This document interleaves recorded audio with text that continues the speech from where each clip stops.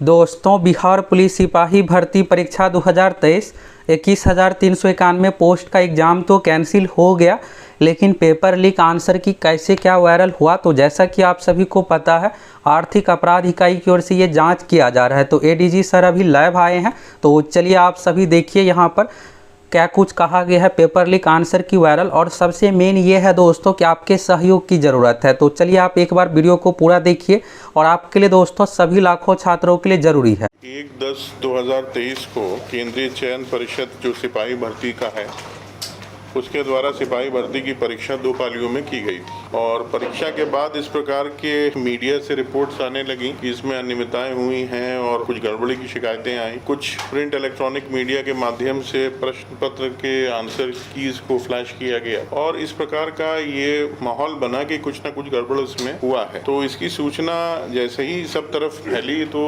आर्थिक अपराध इकाई ने इसको पता संज्ञान लिया इसमें, और हम लोगों ने इस मामले की जाँच करना शुरू कर दी। तभी जिले के एसपी जहां से इस प्रकार की शिकायतों की सूचनाएं आई, उनसे बात की गई, और उनके यहाँ जो भी एफआईआर्स दर्ज हुई थी या कंप्लेंट्स आई थी, उनके बारे में हम लोगों ने जानकारी ली, उनसे सारे डिटेल्स प्राप्त किए। बहुत जगह रिकवरीज भी हुआ था गैजेट्स का, आंसर शीट्स के जो चिट्स होती उनकी। जो मुख्य एफआईआर्स हुई थी जिसमें कुछ न कुछ आपराधिक गिरोह का संगठित लग रहा था, जिनका हाथ हो सकता है, उनकी जानकारी प्राप्त की गई। जानकारियों को प्राप्त करने के पश्चात इसका अध्ययन हम लोगों के द्वारा किया गया, और इसमें यह निर्णय लिया गया कि आर्थिक अपराध इकाई इस प्रकार के जितने भी केसेस दर्ज हुए हैं, उन सब का टेक ओवर हम लोग करेंगे। और जिन केसेस में इस प्रकार के साक्ष्य आ रहे हैं कि उसमें कोई संगठित गिरोह इन्वॉल्व है, जिसके द्वारा नियमितताएं के जरिए पूरी प्रोसेस को विशेट किया गया है, जो एग्जामिनेशन की स्पिरिट होती है उसके साथ खिलवाड़ और छेड़खानी की गई है, और बहुत से अच्छे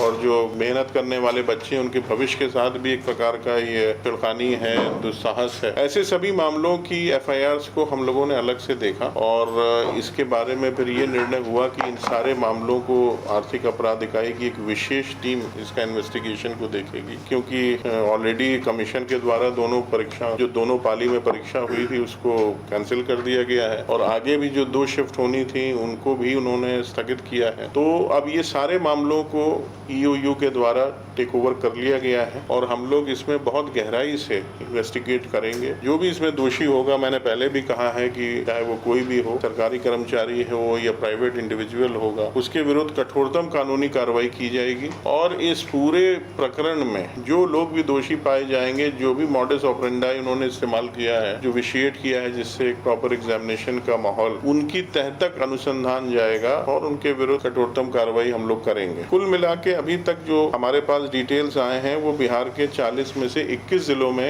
एफआईआर्स दर्ज हुई, जिसमें 67 केसेस दर्ज हुए हैं, और इसमें करीब 148 लोगों की गिरफ्तारी भी हुई है, और बहुत सी रिकवरीज हुई हैं। इसमें गैजेट्स मिले हैं, बहुत सी और चिट्स मिली हैं, सामग्री मिली है। उन सारी चीज़ों का अध्ययन किया जा रहा है, और इस पे आगे की कार्रवाई हम लोग कर रहे हैं। मैंने जैसे पहले भी बताया, एक विशेष टीम का गठन किया गया है, जो वरीय पदाधिकारियों के अधीन काम करेगी। इसकी monitoring day to day basis पे होगी, और इसमें कुछ अतिरिक्त अधिकारियों को भी पुलिस मुख्यालय से हम लोग अनुरोध कर रहे हैं, उनको भी इसमें शामिल किया जाएगा। और इन पूरे मामलों में जितने भी एफआईआर हम लोग टेक ओवर करेंगे, मुझे लगता है लगभग 2 दर्जन से अधिक केसेस को टेक ओवर हम लोग करने जा रहे हैं, और यदि उसके बाद कुछ और भी मामले आएंगे तो उन पर भी विचार किया जाएगा। इनमें बहुत लंबा समय ना लगे, इसके लिए टीम में अच्छे पदाधिकारियों को रखा जाएगा, और डे टू डे बेसिस पे इन्वेस्टिगेशन होगा। इसमें साइंटिफिकली इलेक्ट्रॉनिक जो भी हमारी एविडेंस कलेक्शन की मैकेनिज्म्स हैं, उनका इस्तेमाल किया जाएगा। और अभी तक प्राइमा फेसी जो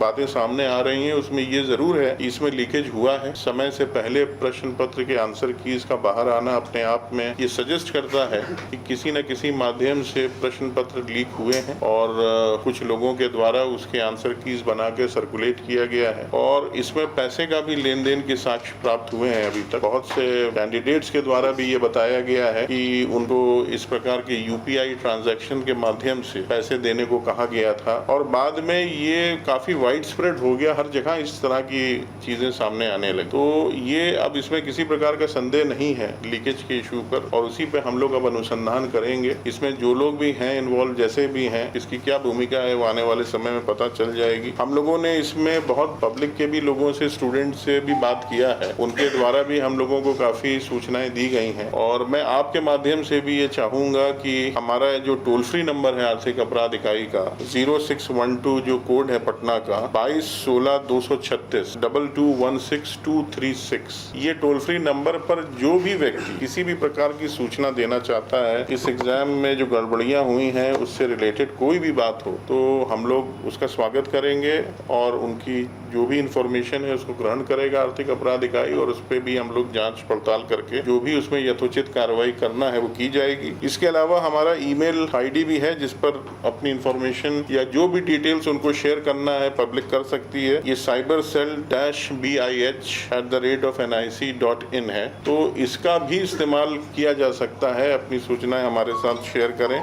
जैसा कि दोस्तों आप लोगों ने लाइव सुना एडीजी सर की ओर से क्या कुछ कहा गया है। अब बारी है दोस्तों चोरों की सफाई की। अब देखिए, एक बार सफाई हो गया ना तो किसी भी एग्जाम में कुछ भी चीज़ें आपको देखने को नहीं मिलेगा।